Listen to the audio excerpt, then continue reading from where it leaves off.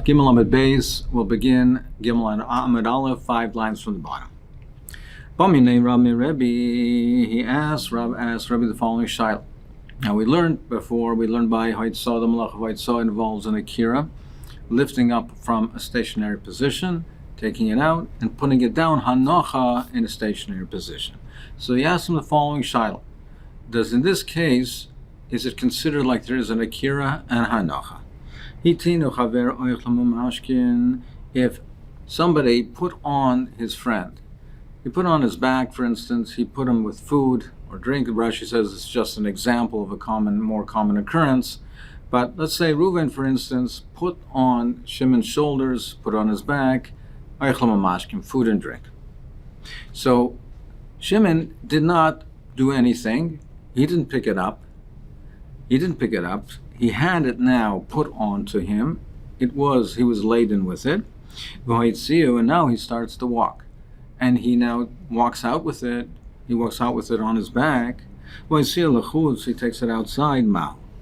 If he does that on Shabbos, what's the din? Is that considered a haitzah or not? Akira's gufa k'akira's chayfes mimekayim is his moving of his body. If his lifting of his body, is that considered a lifting of the chayfetz? So he starts to walk, he's lifting his body. Does that mean he's lifting the oichlem mashkim, so that there's an akira of the oichlem mashkim, umachayev, and therefore he'd be chayev? So considered like he picked it up, he took it out and he put it down. Or do we say no? It's not considered like he lifted up the oichlem mashkim. So what's really the shayla?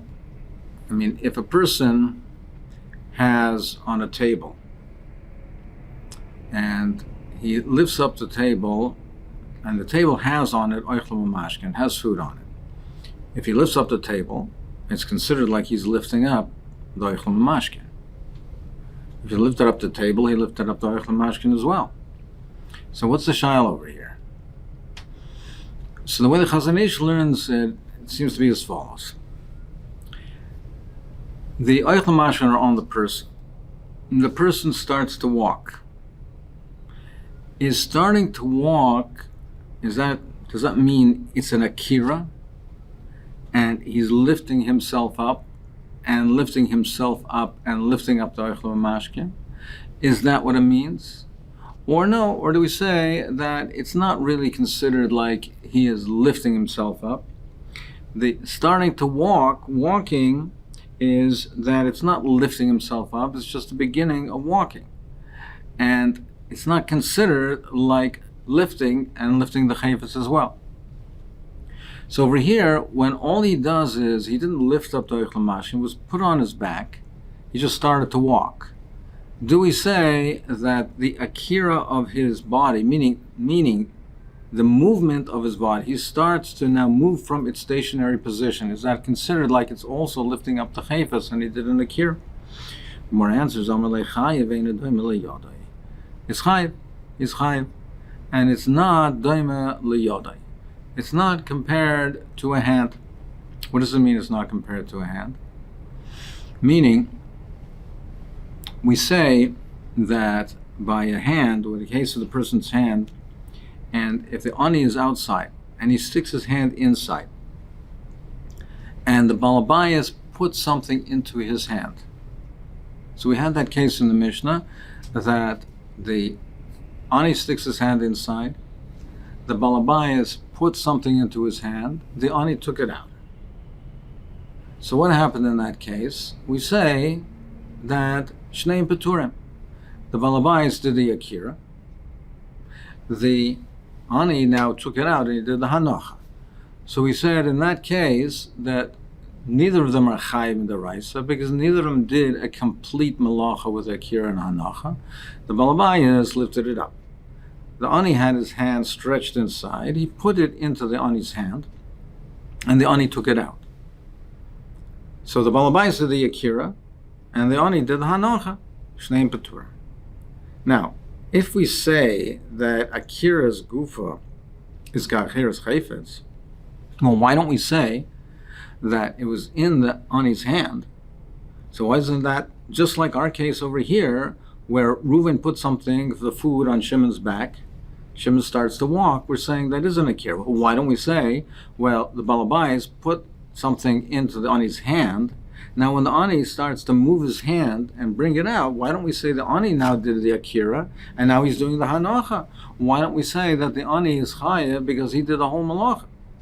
We want to say over here, we're saying that when Reuven put something, the food, on Shimon's back, Shimon starts to walk. That's considered like he did the akira, even though he didn't pick up the food from the ground or from the table, but it was on him.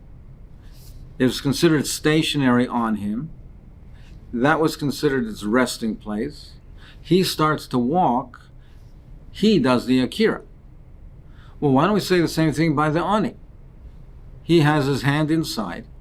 The balabais, yes, the balabais picked it up from the table, and he put it into the ani's hand. But now, why don't we say it's stationary on the ani's hand? And when the ani starts to move his hand, why not say the same thing? Akira's yodai, ka-akira's chayfetz. And why should it be considered like he did the akira, and now he's doing the hanocha? And why don't we say the ani's chayv, that he did the whole malacha? Where it says, no, it's not comparable. Because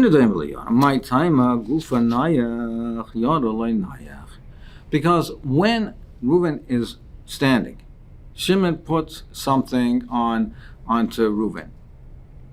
Or opposite, an example we had, Reuven put something onto Shimon. Shimon is stationary. He's now standing, and something is put onto his back. Now, over there we say Gufa is nayach. Gufa is nayach. That's stationary. And therefore the food that's on his back is also noch. It's stationary, it's nayach. Now, when he starts to walk, he's considered lifting it up.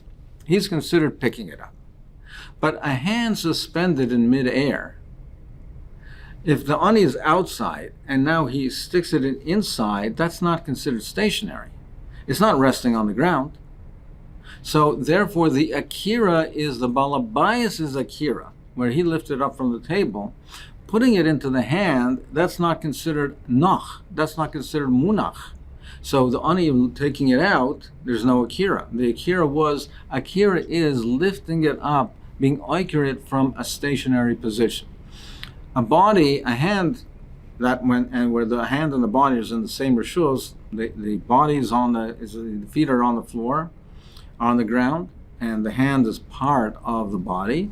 So you put it on the person, and any part of the person, that's stationary, that's munach. But a hand stretched down to another rishus is suspended in midair. So that's suspended in midair, it's not considered nach. When the balabais is oikered and puts it into that hand that's suspended in midair, then that is not stationary. The akira is the balabais' akira. So when we say that the body, the moving of the body, akira's gufus, akira's chayfetz, that's when the body, it's stationary, it's standing. You put it on the part of the body that's in the same rishus as the body itself, the feet of the person itself. Then when he starts to walk, it's like he lifted up the chayfetz. But not in a case where a hand is suspended in midair and it's stretched out into a different rishus. So therefore, don't ask me a kasha about our Mishnah from Yodai. So therefore, you cannot bring don't have a kasha from the case of Yod in the Mishnah, because over there, it's loy nayach. Amalei Rav Chila Rab, he said to Rab Bar Pachti, son of the great ones, of noble ones, loy amirlach, didn't I tell you? Kikoi Rebbe b'ay Masechta, when Rebbe's holding one Masechta, loy teshel Masechta achrita, don't ask him a kasha from another Masechta. Dilma lava daita.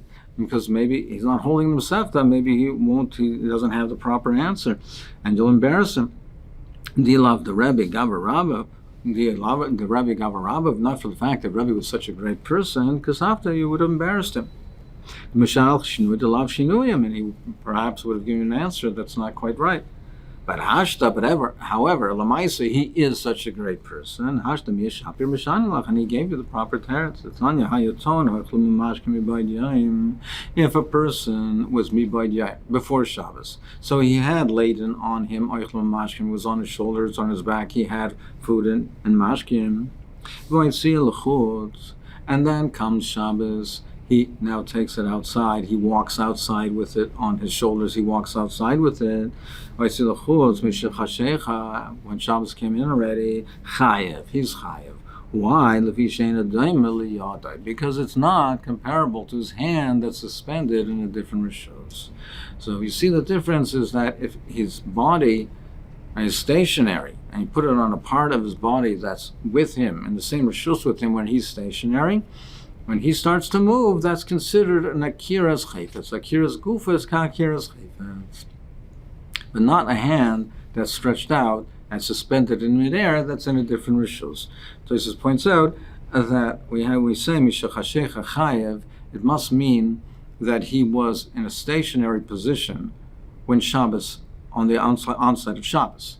Meaning, if he was in a stationary position, he was walking from before Shabbos, and he didn't stop, it was considered to be a stationary stop, a permanent stop, then the Akira was the original Akira that took place before Shabbos.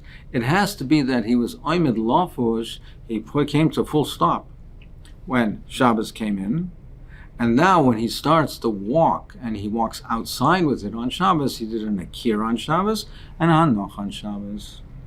Omer Abaye said, Pshita li, it's posher to me, Yada Shel Adam, Ein Lo Rishus HaRabim, V'lo Rishus HaYachid. We don't consider a person's hand, we don't consider a hand that's stretched out into another rishus like his body, not to consider it a rishus HaYachid, not a rishus HaRabim. What does that mean? Rishus HaRabim Lo Dame, we don't consider rishus HaRabim Yoradani. That we see from that case of the Ani, when the Ani sticks his hand from the Rishus HaRabim into the Rishus HaYachid. Now, if we would consider his hand like a Rishus HaRabim, then if the Balabayas takes something from his hand and puts it down, we should say that the Balabayas is chayev because he's taking from Rishus HaRabim to Rishus HaYachid and putting it down in his house in Rishus HaYachid. Now, we know in the case of the Mishnah, it says when the Ani picked up something from the street, from the Rishus HaRabim, and he brought it into the Rishus HaYachid, and the Balabais took it from his hand, it's considered like the Ani did the Akira, and the Balabais did the Hanacha Shneim Peturim. However, if you would say that the hand of the Ani standing in the Rishus HaRabim, and if you would say that his hand that's stretched into the Rishus HaYachid, nevertheless, we would say his hand is connected to his body, and it's also considered Rishus HaRabim, then the Balabais who took something from his hand and put it down, he should be chayiv because he did an Akira from Rishus HaRabim. Elamai, you see clearly that an outstretched hand, a hand that's stretched from the Rishus HaRabim to the Rishus HaYachid, is not considered a Rishus HaRabim. And Rishus HaYachid lo yidamim yar the Balabais. And we see that it's not a Rishus HaYachid that from the case of the Yad of the Balabais. We see that if the Balabais sticks his hands into the Rishus HaRabim, so he's in the Rishus HaYachid. He stretched his hand into the Rishus HaRabim. If we would say his hand is connected to his body and has the same Rishus as his body, we should say that his hand should be a Rishus HaYachid. And therefore, if the Ani takes something from the hand and puts it down on the street, the Ani should be high because he's taking and doing an Akira from the Rishus HaYachid to Rishus HaRabim. We don't say that. In that case, the Mishnah says Shnei Peturim. If the Balabayas picked it up from his house and he took it out and the Ani took it from his hand, we say Shnei Peturim. So you see clearly that an outstretched hand and it's stretched into a different rishus, does not have the same rishus as the body, not to be a Rishus HaRabim and not to be a Rishus HaYachid. So we see that clearly. However, we have the following shaila. The following shaila, Carmelis. Do we say that the hand should have a din of a Carmelis? What is a Carmelis? Minotera, there's a Rishus HaYachid, a private domain, and there's a Rishus HaRabim, a public domain. There's a house, for instance, and there's a street. Anything else, like a field, something of that nature, that is called a lake. It's called a Carmelis. It's called Minotera, it's a Malkim Patur, rather. Minotera, it's a Malkim Patur. There's either Rishus HaYachid or Rishus HaRabim. Minotera, anything else is a Malkim Patur. So a field, which is an open field, and doesn't have walls, and it's not a thoroughfare, Minatar it's a Makom Patur. However, the Rabbanan gave certain areas like that, like a Yam and a Bika, they gave it in a Karmelis that has some of the dinim of a Rishus Harabim. It's not completely like a Rishus Harabim, but they assered carrying like in such an area. Since it has similarities to a Rishus Harabim, they gave it some dinim of a Rishus Harabim. They gave it dinim of Rishus Harabim, but not completely. The question is over here on the hand. So we say it's not a Rishus Yachid, it's not a Rishus Harabim. Did the Rabbanan gave it a din of a Karmelis, which means if they gave it a din of a Karmelis, you would not be able to carry from the hand. You would not be able to carry from the hand into the other rishus, into a different rishus. Now we know in our Mishnah that you cannot do an akira without a hanocha. Even though in Torah there's no instrument in Torah, midrabanan it's also. You can't do a hanocha without an akira. So it would seem to be a little strange because what's the shaila over here? We know that an akira without a hanocha, we know it's also. We know, for instance, that a balabayis cannot lift up something from his rishus yachid and take it out into the rishus harabim, even if he's not going to put it down. And we know that the ani cannot take something from the Rishus Rabim, bring it into the even though he's not going to put it down. And we know that if the ani took something from the street and brought it in, we know that the balabayas cannot take it from his hand and put it down either. So we know that you cannot take from an outstretched hand. So that's clear from the Mishnah. So what's really the Gemara's shaila? The Gemara's shaila is the hand, does it have a din of a karmelis? Did the Rabbanan say that we should treat midrabanan this hand? It's not an outstretched hand. It's not a rishus yachid. It's not a rishus harabim. But if, for instance, the ani stretched his hand into the rishus yachid, so we know that the balabayas cannot take it from his hand and put it down. However, can the ani now just bring it back? Can he put his hand into the rishus hayachid? He had something in his hand. He put it into the rishus hayachid. If it has a din of a karmelis, he can't even bring it back. If he doesn't have a din of a karmelis, then he could bring it back. The Mishnah said, we learned that an akira without a hanocha is also, a hanocha without an akira is also. That's true. But that's where it's one part of a whole malach. We see clearly from the Mishnah that if there's an akira, if one person, the balabais, did an akira, the ani did a hanocha, we know in some total there was an akira and hanocha. In some total something was transported.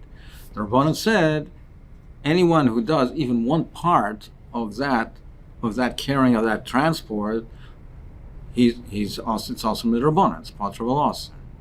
But over here in the fall is the following shaila: nothing was transported. The ani or the balabai, they simply stuck their hands with something in it into one rishus. So they did an akira from the rishus yachid, let's say, to the rishus harabim, or vice versa. Then can they bring their hand back? So it's not half of the haitzah. It's not part of a haitzah. There's no haitzah. So if you say the hand is not a rishus yachid, it's not a rishus ram, which we know it's not. If you say it doesn't have a din of a karmelis either, so it's just taking it out, bring it back. But if you say they gave it a din of a karmelis, just like midrabanan, you can't carry from a house to a bika, to an open field, or vice versa, then you would not be able to bring the hand right back, because it would be taking from a karmelis to a different rishus. So that's the shaila. So let's see, that's a karmelis. Mikan sur Rabbanan dura gabe. Did the Rabbanan say it's a din of a karmelis and you can't even bring it back to you? Right? You can't bring it back. So even though at the end of the day there was no haitzah, there was no transporting of anything, nothing happened, it would still be also. What do we say? No. This doesn't have a din of a carmelist, and he can bring his hand right back. If a person had Paris in his hand, if he might see lachutz. One brisa says one brisa says you can bring it back, one says you can't. My love, isn't this machlokes of brisa? Is that what they're arguing about? The Marasavka Carmelis Damya, Marasavra Lavka Carmelis Damya. Isn't this the machlokes in the brisa? This is the very case that this is the nafkamina, whether it's a Carmela and Carmelis or not. This is the very case. If he had something in his hand, he put it into another rishus, can he bring it back? At the end of the day, there was no white saw done, nothing was transported, but if it has a din of a Carmelis, you cannot bring it back. One says you can, one says you can't. Is that not the machlokes in the braises? Where's his light? The kuliyal carmelis dami. I'll tell you that everyone, that both braises hold that it is a carmelis. It's the difference if he stuck it out up more than 10 tefachim high or lower than 10 tefachim. A reshus harabim only extends to the height of 10 tefachim high. Right? Reshus harabim is a thoroughfare. Now, Rishus HaYachid, a private domain, is oil rakia, a person's dwelling, his private domain that extends all the way up. So even higher, that it's still considered Rishus HaYachid. But a thoroughfare has to have closer proximity to the ground. A Rishus HaRabim only extends up to a height of 10 tefachim. A Carmelis, which has some of the din of Rishus HaRabim, similarly only extends to a height of 10. So therefore, the brisa, maybe I'll tell you, really the hand, an outstretched hand, wouldn't have a din of a carmelis according to both brises. The one brisa that says that it's also is talking simply where he stretched his hand out lower than 10 tefachim, and it was closer to the ground, it was lower than 10 tefachim, so he stretched it out. Now, it has now a din of a carmelis because it's a hand that's within 10 tefachim of the ground, which has the airspace of a carmelis. The brisa that says that it's mutter lachzir, he can return it, is talking in a case where he stretched it out above 10. So if it's above 10 high, it doesn't have a din of a carmelis above 10, it's a malkam patur. It's a malkam patur, so therefore he can bring his hand back.